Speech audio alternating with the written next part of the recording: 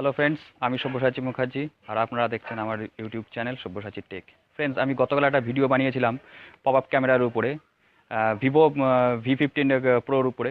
তো তার আগের দিনে আমি বানিয়েছিলাম স্যামসাং গ্যালাক্সি A90-র উপরে, দুটোই পপ আপ ক্যামেরার ফোন। তো আজ আমি এই যে ভিডিওটা বানাচ্ছি সেই ভিডিওতে দুটো কোম্পানির ফোনকেই আমি তুলনা করব এবং তুলনা করে দেখানোর চেষ্টা করব আপনাদেরকে কোন ফোনটা ভালো। সব কিছুই ডিসপ্লে থেকে শুরু করে এবং প্রাইস সব কিছুই আলোচনা করব।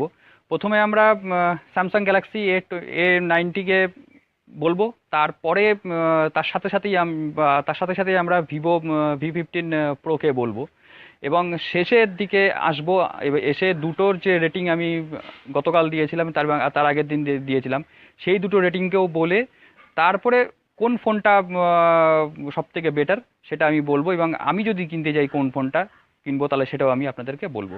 তো চলুন ফ্রেন্ড, শুরু করা যাক। প্রথমে স্যামসাং গ্যালাক্সি নিয়ে বলেছিলাম।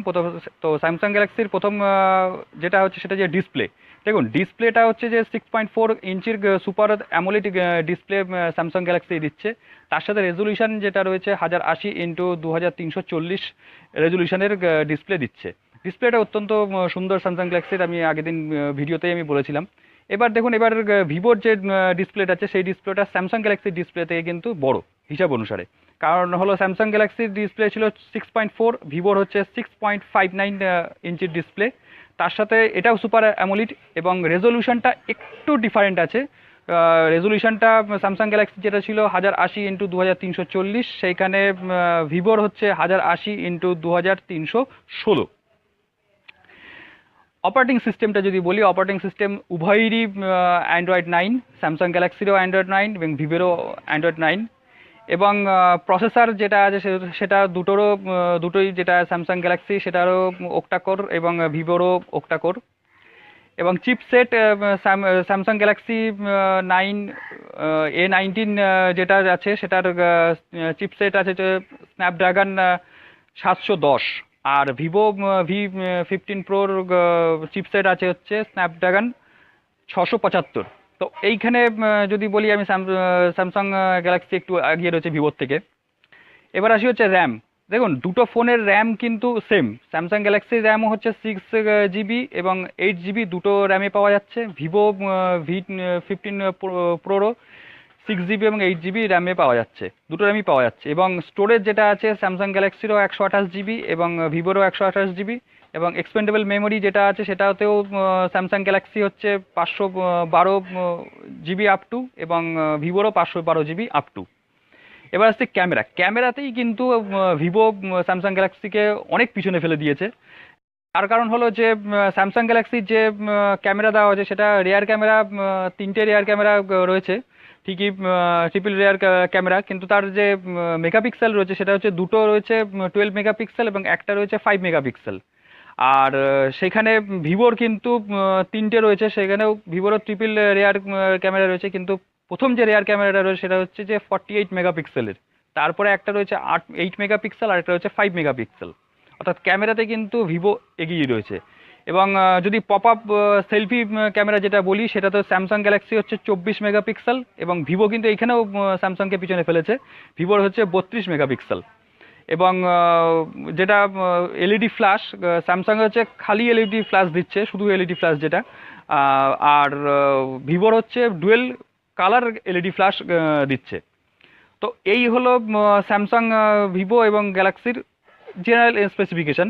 এরপরে যদি আমরা বলি মিল যেগুলোতে সেগুলোতে হচ্ছে ইউএসবি, স্যামসাংয়েরও সি টাইপ, ভিভোরও C type jack, audio jack যেটা আছে স্যামসাংয়েরও 3.5 এবং ভিভোরও 3.5।